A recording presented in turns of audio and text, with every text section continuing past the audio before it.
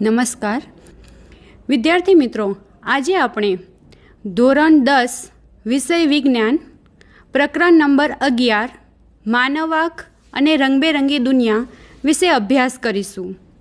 તો આ પ્રકરણની શરૂઆત કરીએ તે પહેલાં આપ અગાઉના પ્રકરણમાં પ્રકાશનું પરાવર્તન, પ્રકાશનું વક્રીભવન, લેન્સ રચાતા પ્રતિબિંબ, તે પ્રતિબિંબના સ્થાન અને પ્રતિબિંબનું સાપેક્ષ પરિમાણ વિશે ચર્ચા કરી ચૂક્યા છો. તો આ જ માહિતીનો ઉપયોગ આપણે આ પ્રકરણમાં માનવાખની રચના અને કુદરતની બનતી જુદી જુદી ઘટનાઓ માટે અભ્યાસ કરીશું. તો આ પ્રકરણમાં આપણે સૌપ્રથમ માનવાખની રચના, આંખની સમાવેશ ક્ષમતા એટલે કે ઘણી વખત મનુષ્યને નજીકની વસ્તુ અને દૂરની વસ્તુ જોવામાં તકલીફ પડે છે, તો એને દ્રષ્ટિની ખામીઓ કહીએ છીએ અને તેના નિવારણ માટે આપણે શું કરવું જોઈએ તેના વિશે સમજૂતી મેળવીશું. ત્યારબાદ અગાઉના પ્રકરણમાં પ્રકાશનું વક્રીભવન સમજી ગયા, પરંતુ પ્રિઝમ વડે કેવી રીતે પ્રકાશનું વક્રીભવન થાય છે તેના વિશે સમજૂતી મેળવીશું. એના પછીનો ટોપિક છે કે કાચના પ્રિઝમ વડે શ્વેત પ્રકાશનું વિભાજન એટલે કે 7 ઘટક રંગોમાં જે વિભાજન થાય છે તેના વિશે સમજૂતી મેળવીશું. ત્યારબાદ વાતાવરણીય વક્રીભવન અને પ્રકાશનું પ્રકીર્ણન એટલે કે સૂર્યોદય અને સૂર્યાસ્ત સમયે સૂર્યનો રંગ લાલાશ પડતો આપણને જોવા મળે છે, તો એનું શું કારણ છે અને કેવી રીતે ઘટના એ બને છે તેના વિશે આપણે સ્ટેપ બાય સ્ટેપ સમજીશું. આપણે જાણીએ છીએ કે મનુષ્યની જ્ઞાનેન્દ્રિયો 5 છે કે કાન, નાક, જીભ, આંખ અને ચામડી. મનુષ્ય કાન દ્વારા સાંભળી શકે છે, નાક દ્વારા સ્મેલ અથવા સુગંધ લઈ શકે છે, જીભ દ્વારા એ કોઈપણ પદાર્થનો સ્વાદ ચાખી શકે છે, આંખ દ્વારા આપણે જોઈ શકીએ છીએ અને ચામડી દ્વારા આપણે સ્પર્શ અનુભવી શકીએ છીએ. તો આ 5માંથી આંખ એક એવી સંવેદિત જ્ઞાનેન્દ્રિય છે કે બીજા બધી જ્ઞાનેન્દ્રિયો દ્વારા આપણે તેના પદાર્થ વિશે થોડું ઘણું સમજી શકીશું, પરંતુ તેના રંગ વિશે આપણને અનુભવ થઈ શકતો નથી. તો આંખ દ્વારા આપણે કોઈપણ પદાર્થનો રંગ અને આપણાથી કેટલું દૂર છે અને કેટલું નજીક છે તેના વિશે આપણે સમજૂતી મેળવી શકીએ છીએ. હવે આપણે શરૂઆત કરીએ માનવાખ કે માનવાખ દ્વારા આપણે આટલી મસ્ત રંગબેરંગી દુનિયા જોઈએ છીએ, તો એની રચના કેવી રીત છે, એ કાર્ય કેવી રીતે કરે છે? તો સિમ્પલ એક સમજૂતી મેળવીએ તો માનવાખ એક કેમેરા જેવી છે. જે કેમેરો તો બધાએ જોયો જ હશે. તો એની અંદર એક બહિર્ગોળ લેન્સ હોય છે. આ બહિર્ગોળ લેન્સ એ કોઈ પણ પદાર્થ પરથી અથવા વસ્તુ પરથી આવતા પ્રકાશના કિરણોને કેન્દ્રિત કરે છે અને એનો એક ફોટો પાડે. તો એવી જ રીતે અહીં આપણી મનુષ્યની આંખ પણ એની અંદર પણ એક કુદરતી બહિર્ગોળ લેન્સ છે કે જે કેમેરાની જેવી જ રીતે કાર્ય કરે છે. તો હવે આપણે એને સમજીએ. આપણો આંખનો ડોળો જે આપણે જોઈએ છીએ તો આપણને આ રીતે આકૃતિમાં બતાવ્યા પ્રમાણે આપણે જોઈ શકીએ છીએ. તો આંખના ડોળાનો આકાર લગભગ ગોળાકાર હોય છે, એટલે કે તેનો વ્યાસ આશરે 2.3 સેન્ટીમીટર જેટલો હોય છે. એટલે કે આ શરૂઆતથી અંત સુધી અહીં જોઈ શકીએ છીએ કે અહીંથી આ પાછળનો જે ભાગ છે ત્યાં સુધીનો વ્યાસ એટલે કે 2.3 સેન્ટીમીટરનું માપ હોય છે. હવે જેમ આપણે મનુષ્યને આપણે શરીરના ભાગો વિશે વિચારીએ તો માથું, હાથ, પગ એ એના ભાગો છે, તે રીતે જે આપણો આંખનો ડોળો છે તેના પણ જુદા જુદા ભાગો છે. તો અહીં આપણે જુદા જુદા ભાગોના નામ નિર્દેશન જોઈ શકીએ છીએ કે પારદર્શક પટલ, ત્યારબાદ કનિનિકા, કીકી એન્ડ તરલ રસ, નેત્રમણી, સિલિયરી સ્નાયુઓ, રેટિના, દ્રષ્ટિચેતા અને કાચરસ. તો હવે આ બધા જ જેટલા પણ ભાગો છે તેના વિશે આપણે સમજૂતી મેળવીએ. તો સૌથી પહેલાં પારદર્શક પટલ, જે આંખના ડોળાના સૌથી બહારના ભાગમાં ઉપસેલો એક પારદર્શક પટલ હોય છે, જેને આપણે પારદર્શક પટલ કહીએ છીએ. તો દૂરથી આવતા પ્રકાશના કિરણો જ્યારે પારદર્શક પટલ પર આપાત થાય છે ત્યારે ત્યાં વક્રીભવન અનુભવે છે અને વક્રીભવન પામેલ પ્રકાશ ત્યારબાદ કીકી મારફતે આંખમાં પ્રવેશે છે. આ એક પારદર્શક પટલ એક નાજુક આંતરત્વચા ધરાવે છે કે જેનાથી મોટા ભાગનું પ્રકાશનું વક્રીભવન એ પારદર્શક પટલ જ કરે છે. ત્યારબાદ સેકન્ડ નંબર પર છે કનિનિકા, એટલે કે પારદર્શક પટલની પાછળની બાજુ એક કનિનિકા નામની રચના હોય છે, જે કીકીને નાની મોટી કરવાનું કાર્ય કરે છે. તો કનિનિકાની એક્ઝેક્ટ વચ્ચે એક છિદ્ર હોય છે, જેને આપણે કીકી કહીએ છીએ. તો અહીં આપણે જોઈ શકીએ છીએ કે જે કનિનિકા છે તે કીકીને નાની મોટી કરે છે. તો જો બહારથી પદાર્થ પરથી આવતા પ્રકાશના કિરણો જ્યારે ખૂબ જ તીવ્રતા ધરાવતા હોય ત્યારે કનિનિકા સંકોચાય છે અને કીકીને નાની બનાવે છે, જેથી કીકીમાં વધુ પ્રમાણમાં પ્રકાશ પ્રવેશતો નથી.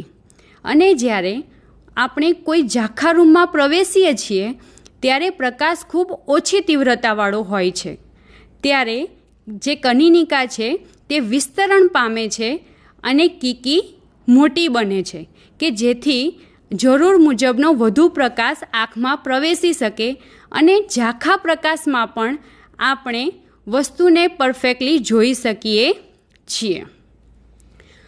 હવે કીકી મારફતે જે પ્રકાશ આપણી આંખમાં પ્રવેશે છે તે નેત્રમણી પર આપાત થાય છે અને નેત્રમણીને સિલિયરી સ્નાયુઓ જકડી રાખે છે, એટલે કે નેત્રમણીને નાનું મોટું કરવાનું કાર્ય સિલિયરી સ્નાયુઓ કરે છે. અહીં આપણે જોઈ શકીએ છીએ કે આ નેત્રમણી છે અને તેની બંને તરફ લાલ કલર ટાઈપના એક સિલિયરી સ્નાયુઓ બતાવેલા છે કે જેથી આપણે નેત્રમણીની કેન્દ્ર લંબાઈમાં વધારો ઘટાડો કરી શકીએ. હવે જ્યારે પ્રકાશ નેત્રમણીમાંથી આપાત થઈને જ્યારે આંખમાં પ્રવેશે છે ત્યારે વસ્તુનું પ્રતિબિંબ અહીં નેત્રપટલ પર રચાય છે. તો નેત્રપટલ પર વસ્તુનું વાસ્તવિક અને ઉલટું પ્રતિબિંબ રચાય છે. અહીં નેત્રપટલ પર ઘણા બધા પ્રકાશ સંવેદિત કોષો આવેલા હોય છે, જેમાં શંકુ કોષો પણ હોઈ શકે છે અને દંડકોષો પણ હોઈ શકે છે. તો દંડકોષો એ પ્રકાશ પ્રત્યે સંવેદિત હોય છે, એટલે કે કોઈ પદાર્થને આપણે જોઈએ છીએ તો તેની રેખાકૃતિ જોવા માટે દંડકોષો વપરાય છે, જ્યારે શંકુકોષો જે છે તે રંગ પ્રત્યે સંવેદિત હોય છે, એટલે કે દુનિયાની કોઈ પણ વસ્તુ આપણે જોઈએ તો તેના રંગની ઓળખ એ શંકુકોષો કરે છે. તો નેત્રપટલ પર આવા ઘણા બધા પ્રકાશ સંવેદિત કોષો આવેલા હોય છે કે જેના દ્વારા વિદ્યુત સંદેશા ઉત્પન્ન થાય છે અને તે વિદ્યુત સંદેશા અહીં દ્રષ્ટિચેતા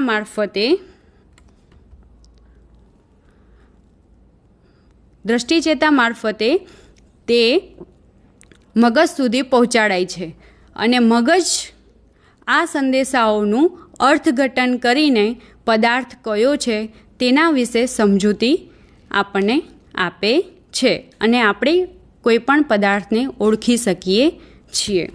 હવે આ બધા જ જેટલા પણ ભાગો હતા તેને હજુ ઊંડાણપૂર્વક સમજીએ. અહીં પહેલું છે કોર્નિયા, એટલે કે પારદર્શક પટલ, એટલે આંખની આગળનો પારદર્શક ભાગ જે બહારની તરફ ઉપસેલો હોય છે તેને કોર્નિયા અથવા પારદર્શક પટલ કહે છે. તો આંખમાં દાખલ થતા પ્રકાશના કિરણોનું મોટા ભાગનું વક્રીભવન પારદર્શક પટલની બહારની સપાટી પર થાય છે. તો હવે તેને આપણે એક 3D મૂવીમાં જોઈએ, એટલે કે 3D એક ઓબ્જેક્ટ છે એના વિશે સમજૂતી મેળવીએ. તો અહીં વિદ્યાર્થી મિત્રો આપણે જોઈ શકીએ છીએ કે આ એક કીકીનો ભાગ બતાવેલો છે, જે 3Dમાં એટલે કે લંબાઈ, પહોળાઈ અને જાડાઈ ત્રણેયમાં આપણે એને જોઈ શકીએ છીએ. એનો અહીં પારદર્શક પટલ તમે આગળ એક કાચ જેવો જોઈ શકો છો, જ્યાંથી પ્રકાશનું વક્રીભવન થાય છે. હવે જ્યારે આંખના ડોળાનો જ્યારે આપણે કોઈ આડો છેદ લઈએ છીએ ત્યારે આપણને શું જોવા મળે છે તે સમજીએ. તો આ જે છે સફેદ ભાગ, જેને આપણે શ્વેત પટલ કહીએ છીએ. તો અહીંયા આડો છેદ લેતા આ રીતે બે ભાગમાં એનું વિભાજન થાય છે. હવે પારદર્શક પટલની માંથી વક્રીભવન પામેલ જે પ્રકાશ છે તે કનિનિકા મારફતે કીકીમાં જાય છે. તો અહીં આપણે જોઈ શકીએ છીએ કે અહીં જે લાઈન બતાવેલી છે એ કનિનિકા છે અને તેના મધ્યમાં એક છિદ્ર છે, એ છિદ્ર કીકી બતાવે છે. હવે જ્યારે પ્રકાશ આ કીકીમાંથી દાખલ થશે ત્યારે આપણે જોઈએ કે તેને અંદર કેવી રીતે દાખલ થશે.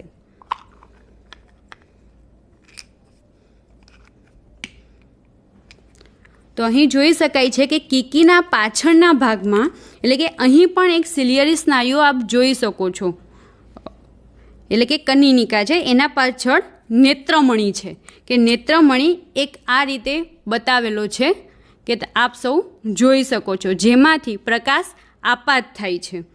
જ્યારે પ્રકાશ આમાંથી આપાત થઈને વચ્ચેનો ભાગ એટલે કે આની અંદર કાચ રસ આવેલો હોય છે, તો આ કાચ રસની મદદથી આના પાછળના ભાગે નેત્રપટલ છે, એટલે કે આ નેત્રપટલ પર આપણે વસ્તુનું પ્રતિબિંબ જોઈ શકીએ છીએ. અને આ જે ભાગ બતાવ્યો છે તે દ્રષ્ટિચેતા છે, કે દ્રષ્ટિચેતા તે જે કોઈ નેત્રપટલ પર પ્રતિબિંબ રચાય છે તેનું દ્રષ્ટિચેતા મારફતે મગજને સંદેશો પહોંચાડાય છે અને ત્યારબાદ મગજ તેનું અર્થઘટન કરે છે અને આપણે પ્રતિબિંબને અર્થઘટન કરીને વસ્તુને પારખી શકીએ છીએ.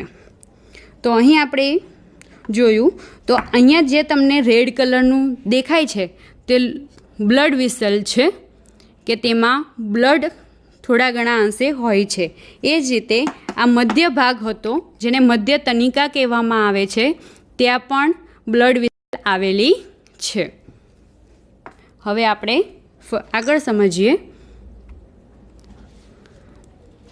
એટલે કે કનિનિકા. તો જે આપણે અહીં વાત કરી હતી તે જ રીતે જોઈએ કે પારદર્શક પટલના પાછળના ભાગે કનિનિકા નામની રચના જોવા મળે છે. તો ઘણી વખત આપણે એવું કહીએ છીએ કે આની આંખ એ બ્લુ કલરની છે, આની આંખ ગોલ્ડન છે. તો એવું કેવી રીતે હોઈ શકે? તો જે કનિનિકાનો કલર છે એ જ આપણી આંખનો કલર આપણે સમજીએ છીએ. એટલે કે આ એક ઘેરો સ્નાયુમય પડદો છે જે કીકીને નાનું મોટું કરવાનું કાર્ય કરે છે. હવે જોઈએ કીકી. તો અહીં તમે કનિનિકાની એક્ઝેક્ટ મધ્યમાં એક છિદ્રને જુઓ છો, એ છિદ્ર કીકી છે, જે આંખમાં પ્રવેશતા પ્રકાશના જથ્થાનું નિયંત્રણ કરે છે. ત્યારબાદ અહીં આપ જોઈ શકો છો કે જે અહીં વ્હાઇટ કલરમાં એક સ્ફટિકમય લેન્સ લંબગોળ જેવો બતાવેલો છે, જે આપણો નેત્રમણી છે. એટલે કે સ્ફટિકમય લેન્સ એ વિવિધ અંતરે રહેલી વસ્તુઓના પ્રતિબિંબને નેત્રપટલ પર કેન્દ્રિત કરવા માટે એ કેન્દ્ર લંબાઈમાં સૂક્ષ્મ ફેરફાર જ કરે છે. એટલે કે નેત્રપટલ પર વસ્તુનું વાસ્તવિક અને ઉલટું પ્રતિબિંબ રચે છે, તે બધું જ કાર્ય નેત્રમણી પર આધાર રાખે છે. એટલે કે જરૂરિયાત મુજબ નેત્રમણી લાંબો અને જાડો થવો જોઈએ. ત્યારબાદ જોઈએ સિલિયરી સ્નાયુઓ.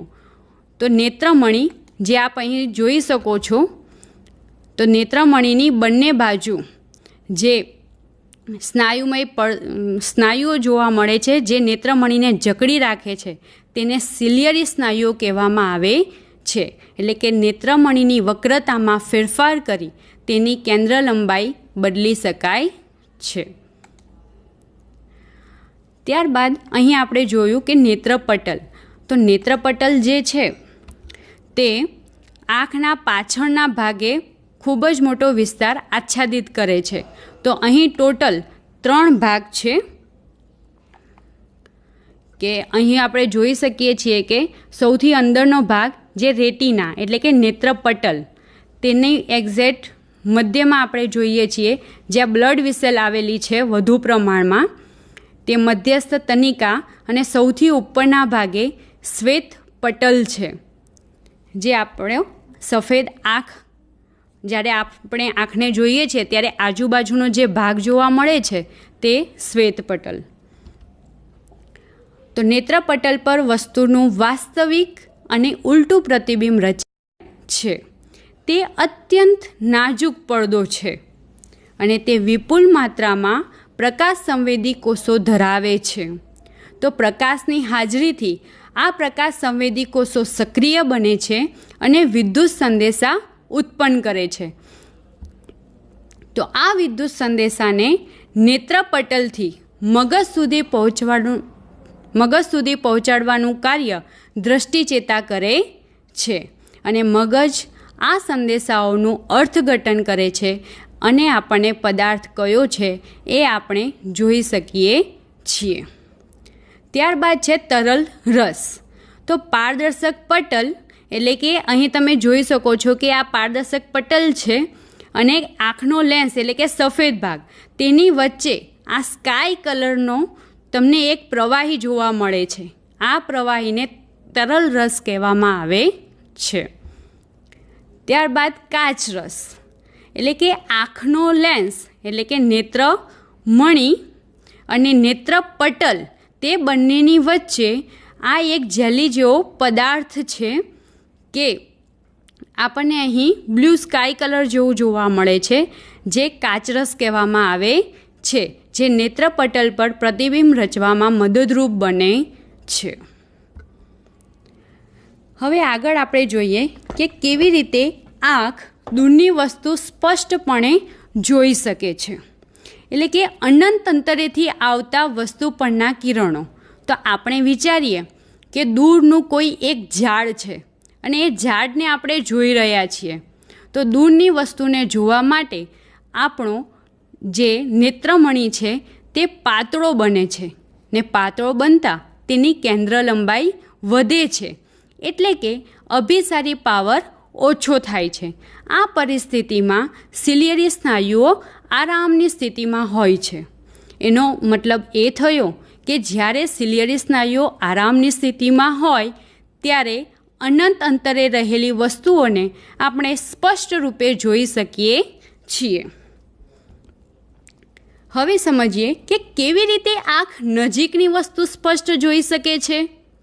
તો એ જ રીતે કે જો સિલિયરી સ્નાયુઓ સંકોચિત અવસ્થામાં હોય, એટલે કે લેન્સની વક્રતામાં વધારો થાય છે, એટલે કે લેન્સ જાડો બને છે અને તેની કેન્દ્ર લંબાઈ ઘટે છે અને અભિસારી પાવર વધે છે, જેથી નજીકની વસ્તુ પરથી આવતા પ્રકાશના કિરણો એટલે કે તે પદાર્થ પરથી આવતા કિરણો નેત્રપટલ પર વાસ્તવિક અને ઉલટું પ્રતિબિંબ રચે છે અને આપણે સહેલાઈથી નજીકની વસ્તુ જોઈ શકીએ છીએ. હવે આપણે સમજીએ કે સમાવેશ ક્ષમતા. આપણને ખબર છે કે આપણે આંખ વડે જે કોઈ પદાર્થ જોઈએ છીએ તે પદાર્થો આપણી આંખથી 10 મીટર અંતરે, 20 મીટર અંતરે કે 100 મીટર અંતરે પણ હોઈ શકે છે. છતાં પણ આપણે દૂર કે નજીક રહેલી બધી જ વસ્તુઓને જોઈ શકીએ છીએ. એનો મતલબ એ થાય છે કે નેત્રમણીની કેન્દ્ર લંબાઈમાં વધારો ઘટાડો થાય છે.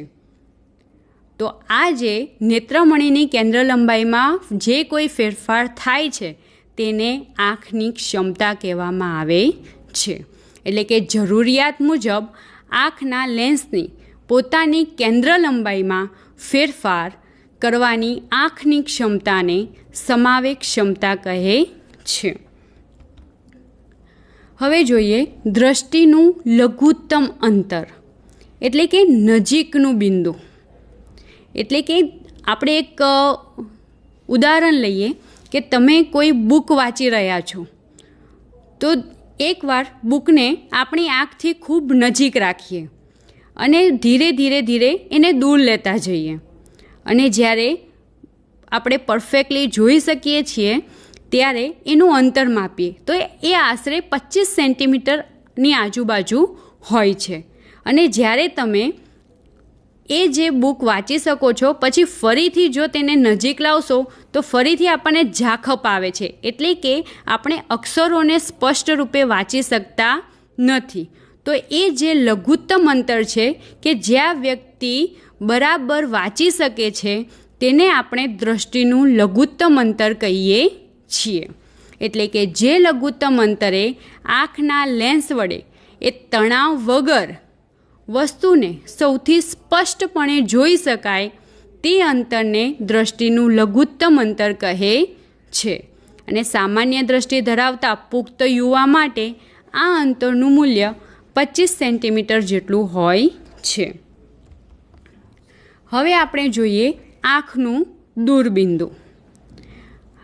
નોર્મલી આપણે વિચારીએ તો કોઈ પણ વ્યક્તિ અનંત અંતર સુધી જોઈ શકે છે. એટલે કે દૂરના જે અંતર સુધી આંખ વસ્તુને સ્પષ્ટ રીતે જોઈ શકે તે અંતરને આંખનું દૂરબિંદુ કહે છે. અને સામાન્ય દ્રષ્ટિ ધરાવતી વ્યક્તિ માટે દૂરબિંદુ અનંત અંતરે હોય છે. ત્યારબાદ સમજીએ મોતિયું. તો કેટલીક વાર મોટી ઉંમરની વ્યક્તિની આંખનો સ્ફટિકમય લેન્સ દૂધિયો અને વાદળછાયો બની જાય છે. આ પ્રકારની પરિસ્થિતિને મોતિયો કહે છે. તો વિદ્યાર્થી મિત્રો, તમે તમારા ઘરડા બા દાદાને આ રીતે મોતિયોનું ઓપરેશન કરાવતા જોયું હશે. અને મોતિયાનું ઓપરેશન થઈ જાય ત્યારબાદ તે કોઈપણ પદાર્થ કે વસ્તુને સ્પષ્ટ રૂપે જોઈ શકે છે. એટલે કે મોતિયાને સર્જરી દ્વારા આપણે એને દૂર કરી શકીએ છીએ.